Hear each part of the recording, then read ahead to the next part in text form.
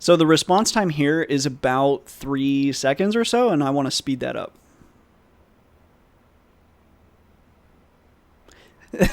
Thank you.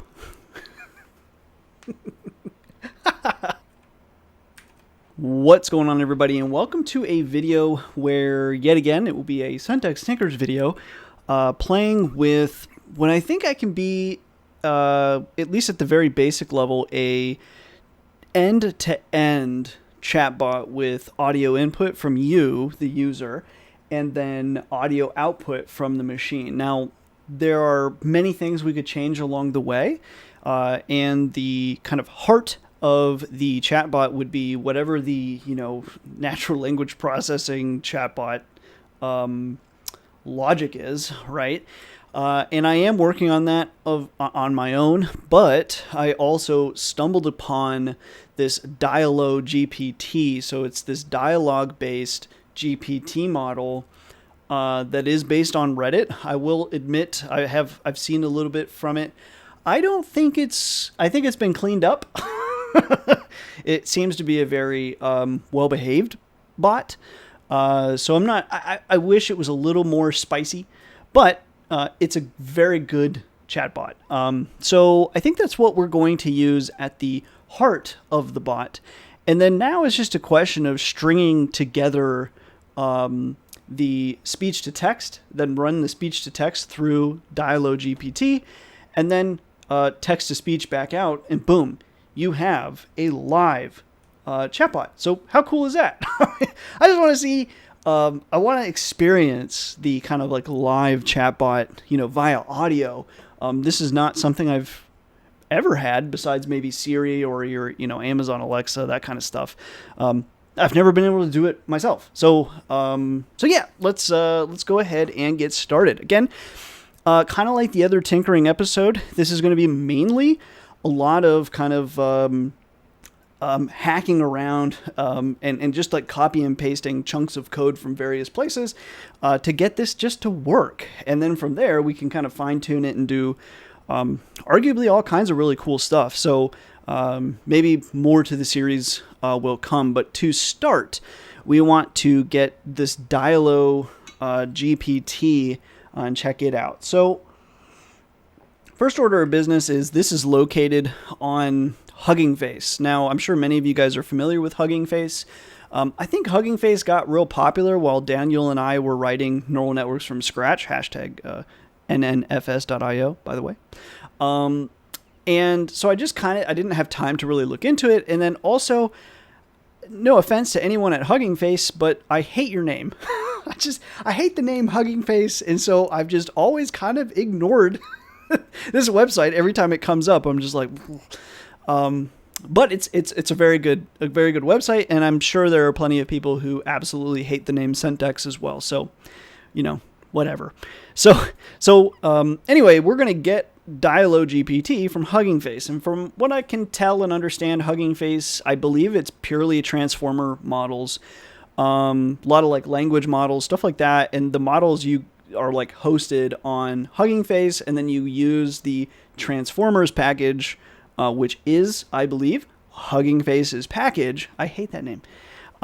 Anyway, I think, right? I'm no expert on Hugging Face, that's for sure. But I will say, despite the silly name, it seems like a pretty cool website.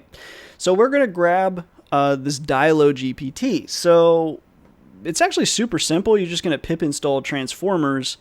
And then this is the one that we want. And then if I scroll down somewhere, right, this is all the code. Like once you have the model, you just run the model with this code. And again, that's why, golly, it's so simple. So, and then obviously you would need PyTorch. Again, these tinkering episodes, I am not doing everything and showing you how to install Torch, all that stuff. By now, there are a million tutorials. So if you need help installing or doing pip install transformers, you're gonna have to find that. So anyway, it's as simple as taking that code. And so we'll come over here, and I am going to touch we'll call it getting started.py. I'm just making this file for us. And then I can open that up. Let me pull this over here. and paste in that code. Now, I've actually already downloaded this, so it should, hopefully, fingers crossed, work out of the gate. Now, of course, that never actually works, so let's see what actually happens. I'm just trying to make sure I get this nice and full screen. Perfect. And then let's go ahead and make the text bigger so everybody can see it. Okay, so we'll go ahead and save that. And in fact, what did I do? What did I do with the directory there? There it is. I'm going to pull it down here. I think we'll run it from a terminal just to be sure everything is working as expected. So let's do Python 3.1 getting started. Again, if this is your first time running it, chances are it is going to... a couple of things. First off, let me also watch NVIDIA SMI. Let me pull this over. I want to say, I'm guessing it's not going to run immediately on the GPU. That's usually how, like, models don't usually by default run on the... Okay, so we got the thing coming up. So let me make the text a little bigger. Hello. General Kenobi better be the response. Dang it. Oh, you know what? I think it's supposed to be hello there. Let's see if we can get it. Whatever. Let's see. Hello there. Hey there. Okay. How are you? So yeah, response time here is about, I don't know, 3 seconds. I'm just kind of counting in my head. I'm great. How are you? So typing just sucks, right? It'd be so much nicer if we could just speak to over the mic. So anyway, this is DialoGPT, and again, it's been trained. This has been trained on Reddit conversations, so like trees of Reddit conversations. So if you do something like, do you like Star Wars? I do. Oh shoot, we acted. Okay, we'll restart it real quick. I just want to show you that it does know history. And of course, since this is going to be a live demo, it's probably going to screw up. And then while we wait on that, I think I'm trying to decide like how I want to... we might just leave it on the CPU for now, but later you can... it's something you... Wow, shoot. Now that I think about it, I think this is using Torch. Hold on. Do you like Star Wars? I like Star Wars. What do you like about it? So hopefully it'll be something Star Wars related. I like the characters. So at least it knows, okay, it's a movie, it's characters, it's a story, characters, and so on. In the past, I asked the same like series of questions, and it said it liked the lasers. So it just depends on what's the history. So for now, we'll break out of this. So that's the internal bits of the chatbot. You can tinker with it more if you'd like. It's pretty cool, to be honest. And unbelievably simple to grab this. I mean, come on. I'm baffled at how simple using that silly named website is, but cool. So now what we want to do is we want to take this as the internal guts, and we want to wrap around it, taking microphone as input, and then and the way that and transcribing, right? So the microphone as input has to transcribe that to text. We're going to use Jarvis. I think we've done a few videos on that by now, so you've seen that work. So we'll do that, and then once we've translated that to text, feed the text through this chatbot. And then once that's done, just use text-to-speech. Again, I'll probably use Jarvis. I have poked around a little bit for other text-to-speech because I'd like to have more voices. As far as I know, the only Jarvis voice is like that stereotypical kind of LJ speech dataset voice. And it'd be fun to have other voices. So I am kind of poking around. Mozilla has like the craziest looking text-to-speech library I think I've ever seen. It just looks like quite a bit to learn. So we'll see. But anyways, so yeah, this is pretty cool. We're off to a good start. And I think at least what I'd like to do is take microphone input and get to, a response from the microphone input. So, coming over, yeah, here, I thought I had a directory somewhere with the... Yes. Okay, cool. So let's just do original. Maybe I'll just copy them in here. Yeah, I think I'll just copy them in. No, I want to keep it organized. Original Jarvis files. And then let's just copy those. Boom. Okay, so we've got a few things here. The first thing that we're going to do is the transcribe mic. So there's kind of two things that you can do. You can do like this offline transcription, and then you can do like from a file, and then you could do transcription live from the microphone. And I like the live one. So this is the one that we're going to use. And quite literally, I think all we have to do, again, like we've done before, it's just merging these two things together. So rather than text input, so we come down, where is our text input anyway? It'll be some sort of input. Oh no, oh my gosh. My brain is already failing me, and we've not even gotten started.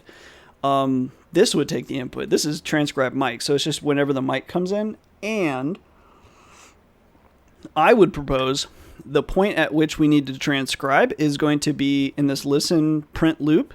And then if not result is final, it just does all this. But then here, this is where we will, once it is the final, that's what we want to pass in.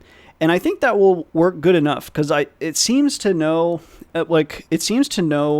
when, and in fact, let's just do it really quick. It seems to know when you're like done talking. I don't know what they're doing in the back end, but it seems to understand as you're talking to just like keep trying to generate the audio. And then when you're done, it's like, okay, done. And like, if there's a long enough space of like dead noise. I don't know. I can think of a good word for that. Anyway, so let's just do transcribe. Oh, wait. Python 3. And let's zoom in a little bit so people can see. Transcribe mic. And then server DGX A100. Oh my gosh. I think that's everything we need. Wow, that is so fast. Okay, so then I'm going to wait for a second. And then it's done, and you can see like it just finished and took us to a new line. And then it does this spam thing that it does sometimes. Okay, so it's at that point, that's when it took us to that new line, I believe that's this else statement right here. So that is where we take our transcription, and then we feed it through the chatbot, and hopefully we get an answer. So, arguably, we just copy and paste this code into here. And here's how I'm going to do it. I'm just going to make a ton of space real quick.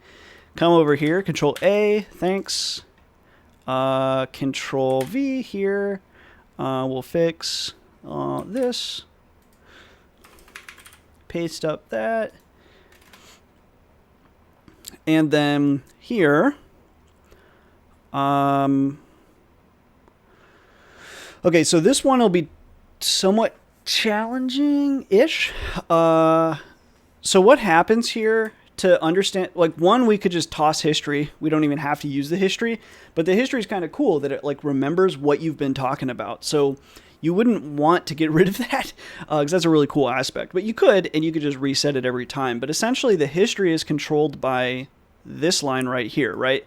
So it's tracking the step that we're on. So if we're on step 0, it's basically going to tokenize the input that like as we speak, it's going to, or as we input text in this case, it's going to tokenize that text, and either it's going to input the new tokens, right? Because it's just going to concatenate here these two things together. Or if it doesn't have a history, right? They're just they're using the step number to just know, is there a history? And if there's not a history, then it's just boom, we'll use new user IDs. I think the smarter way about this would have been to maybe make chat history IDs initially empty. And then you would just keep cat. I'm sure there's a reason. I don't think the people at Microsoft don't know what they're doing. So I don't know. It just seems like that would be better. Then you wouldn't need to be tracking step here, right? It would save you a whole line. Well, not a whole line, but it would save you the if statement, I suppose. Anyway, not important. So what we're going to do is, I don't know how we're going to retain that history, but we'll figure it out as we go. So first I'm going to cut this. We're going to go up here and post that, and then come down here and essentially for step and range, so this like loop that's going on, I think we could cut that and then we'll just come up here and paste that there. I don't know if you guys have noticed, but I enjoy showing everyone that like this is legit. Like what I spend a lot of my time doing is just trying to figure out making stuff work this way, and it's a lot of fun. Where's this code? Okay, so we're gonna get rid of that. Probably should have saved that, but like in some sort of file so we could reference it again later, just in case we need it. But I think we'll be okay. So, what did we do here?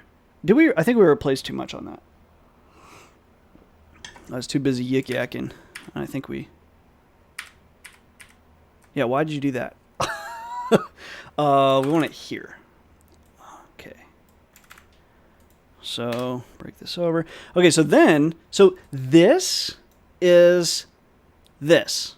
Okay, so all that's getting input into this chatbot is just whatever the user input via text. Well, rather than inputting via text, we want the transcript plus overwrite characters. So we'll just print, or we'll say mic in equals that pasta. And in fact, where's our, I kind of want to bring in my curses, or curtsies friend. This is my new favorite import for everything. So curtsies, format functions, red, bold, green, on blue, yellow, cyan, and red, blue. Okay. Whoops. So let's come down here, and just to make it clear, print. So I'm going to actually do this. Print string green mic in. That's probably already a string, but just in case it's not, boom. Like I don't understand, like what's overwrite characters? So I am kind of, I don't know. I'm not going to sit here long enough to figure out what that is, but that doesn't make sense to me. So, okay, whatever. Okay, so that'll print out in green what we're going to put into the mic. And then basically, and in fact, let's do this. Let's make sure that is a string. I'm sure it is, but just to be safe. Green. Mic in, and then so mic in then comes here. There. Okay, so then what's going on here, just for the record, is it's essentially encoding whatever you input, the text that you input, and then it adds this end of sentence token, and then it's just tokenizing that. If you have a history, it's going to essentially append to that history with this line. If you don't have a history, then what you input is just what you just, input here. And then you feed it through the model, it generates a response, and that response is in theory, like it's tokenized, or it's encoded into these like numerical not labels, I don't know. It's tokenized, okay? Numerical IDs is probably the best way to call it. And then at the very end, when you want to see it in actual real language, it gets decoded, and then you're just decoding the output up to probably it's just going to keep generating until it reaches this like end of sentence token that the model learns to output and say, hey, we're at the end now. So if you were to if we set this to false, you will probably see literally end of sentence, like this little token for the end of the sentence. But we'll leave that for now. I don't think I'm going to change that. Okay, so we've made our changes. Let's see if we're done. Like chatbot. Wait, we have this one here, yeah? So, we're going to need the server. Do we have that? Okay, we do. think we're good to go. I don't know. Python 3.1, getting started. And then we just need to specify the server is the DGX A100. OMG. No. 254. Oh, did we leave that little snip? We did.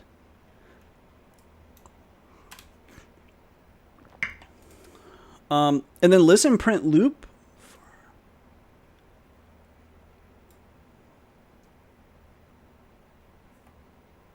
Where does that get called again? Here. With microphone. Listen print loop. Okay. I think that'll be good enough. Where's my console? Cool. Let's try again. Hello? How come the other one started? The other one, when I did the mic... oh, is this maybe loading the model? That's probably what takes a moment. Oh my gosh. Didn't we bring that in? Oh God. I knew I hit my middle mouse button. It was this, yeah, SRV. I knew I hit my middle mouse button, and I looked to see, like, oh, did I paste something? I didn't see it, but anyway, that was just a stupid... I typoed, basically. Testing. Oh, we don't have the step. Of course. I will do you guys a solid, and hopefully I'll remember to edit out these weights. Okay, so step. How do we want to do that? I'm pretty sure the loop is always inside of this function. So for, oh gosh, for response, in responses, then it goes here.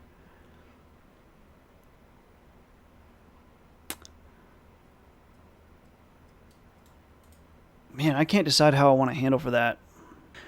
So I think at the very basic level, I think we can get away with just passing here step equals 0, and I think that will be okay. So let's just keep taking swings until we get a hit. Okay, here is another test.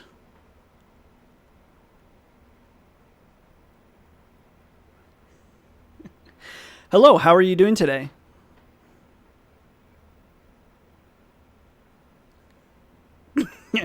We did it. Doesn't that look cool? So, I guess, are we waiting? I'm not sure if you...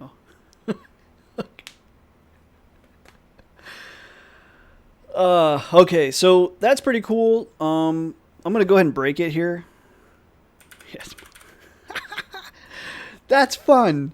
Isn't that... I don't know. That just gets me all giddy inside. And how easy was that? We did this in what? 23 minutes. And I probably could do it faster. And arguably, I mean, that was what? Like a couple of moving some code like 3 times, making a quick fix, and then boom, done. I guarantee you there will be lots of little issues with this as time goes on, but what a great start. What a great start. It just makes me so happy. It's so cool to like talk into the microphone and then get the response. And then now what we have to do, and I think I'll do it probably in the next video, is we need to do audio output, right? And then once we have audio output, it's like a full, we've done it. Like it's just this full end-to-end chatbot that you can like literally talk to. And this was quite fast. Where do I... That is one thing I wouldn't mind possibly fixing. I'll remove the wait time here, hopefully. Harrison and editing. Don't forget, remove that. Hey, what's going on? How are you doing?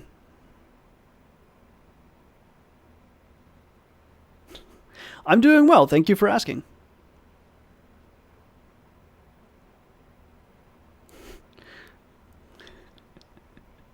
So the response time here is about 3 seconds or so, and I want to speed that up.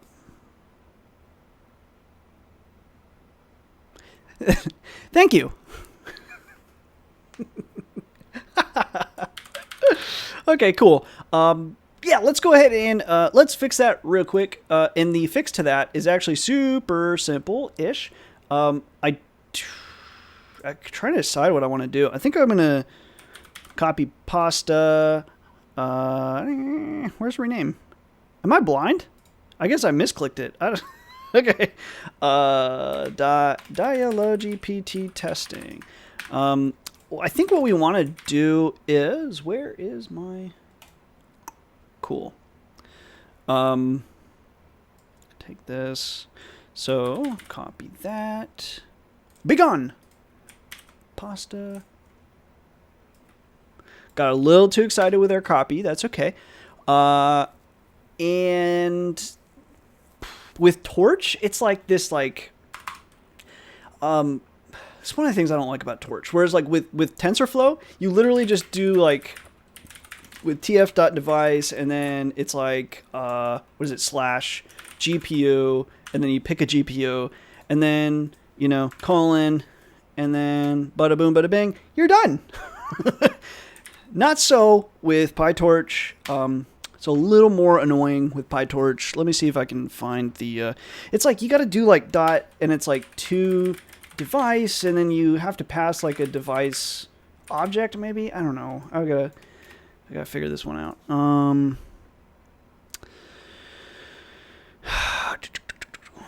Let's see.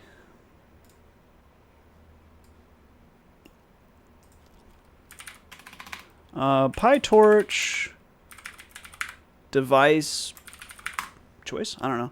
PyTorch. How about PyTorch run on GPU?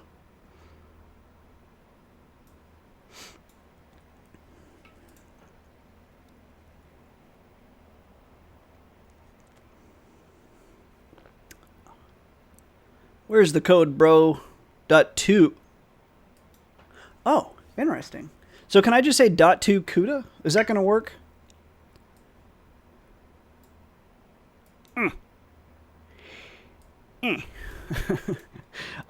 Okay. So I think what we would need to do is send...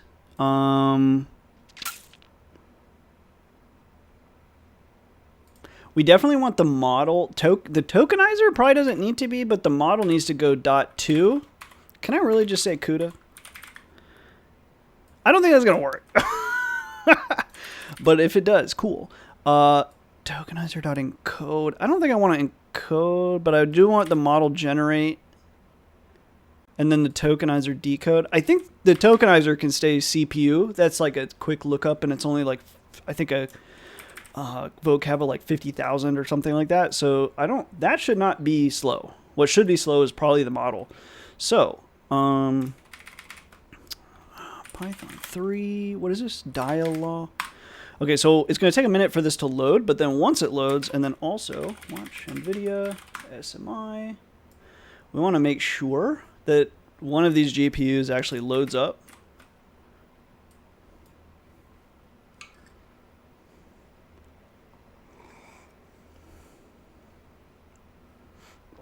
Maybe 2 gigs, 5 gigs. Okay, looks like the model's about, well, we were already at a gig, so maybe 4 gig model. And then if we say, hey, what's up? You little, what? .2 CUDA. Model generate .2 CUDA. What's your problem, bro?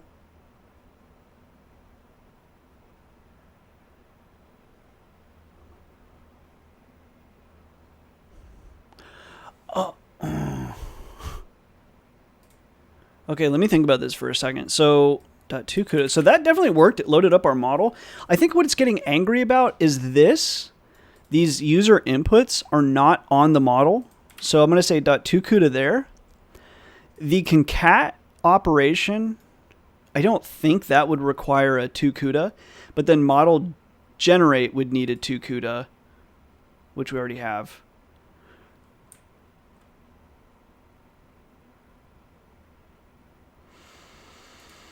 I don't think we're going to need a 2 CUDA on that. Let's go ahead and test that, though, and see what happens. Hey, what's up? Not much. You? How's the weather? Right. Okay, so as you can see, this response is not 3 seconds anymore. This response is like, bang, done. So, That's a bummer. Like, watch how fast. Enter. Boom. Done. Oh, that's a good example too of the history, right? Like cold and raining. That's a bummer. Yeah, it's been raining for a few days now. Yeah, that is so cool. And we literally just grabbed that in like 1 second. I just think it's so hilarious how quickly if only you knew how much I've struggled with making like a Reddit-based chatbot, and then I grabbed this in like 2 seconds. It's funny to me anyway. Okay, so that's way quicker. So now, last thing before I end out the video is let's port over the moving to CUDA. So that's not too hard, right, to do .2 CUDA. But again, gosh, it's just so much easier to just like wrap everything with the TF device. And that's only if you need to use a specific device. Like it's going to automatically go to your GPU. You don't have to say like each individual line where you got to do .2. Okay, so I'm going to get over here. I'm gonna just do this. I know you guys can't see the one that's on the left, but I'm just porting over the changes that we just made as soon as I find it.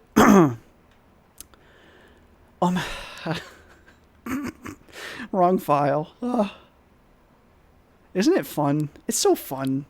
Okay, so .2, and then here will be CUDA. And then we'll come down here. We are almost done. This is .2 CUDA, and then a little late. Should have done this a long time ago. Copy. The cat we don't need. Paste it there, and I think that's it. And boom. Now we should have a really fast. How dare you send me a text? We should have a very fast model. So let's go ahead and test that. I'm going to open yet another terminal because why not? It'll be easier than finding the one I was working in. So Python 3, getting started, and then we need the server DGX A100. Oh my god. And then we'll get things started. And then we'll be done after this. Hey there, how you doing now?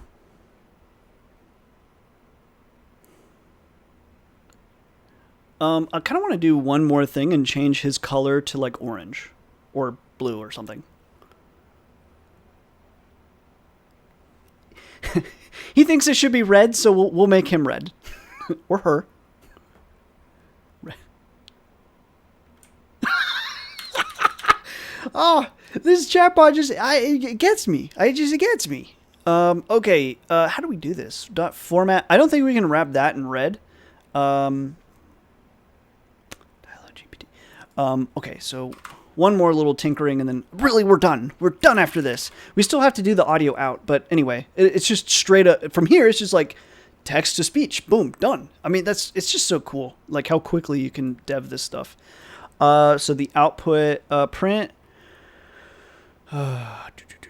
tokenizer .decode. So really, we would just say output equals. And then this, I would probably clean this up further, but that's okay. Red output. I'm not going to be heartbroken over an extra space there. Might actually be useful. So, why is it still at 5 gigs? Didn't we break it? Although I have a ton of windows open, maybe I left one open. I have no idea.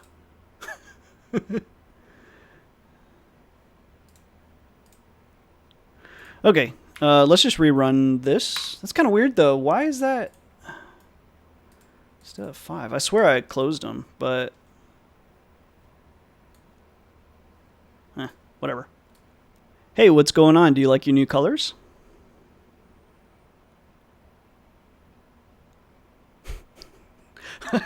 Okay, I get it. You like the new colors. Very cool. What's wrong with the logo?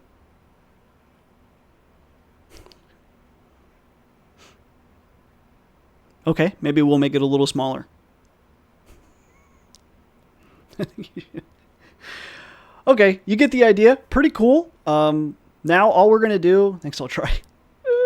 I'm going to try the... Okay.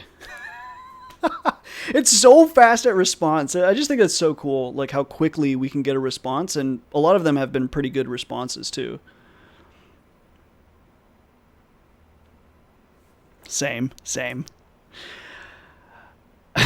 Okay, that's all for now. In the next video, we'll actually give it a voice. If you have questions, comments, concerns, whatever, feel free to leave them below. Otherwise, I will see you guys in the next video.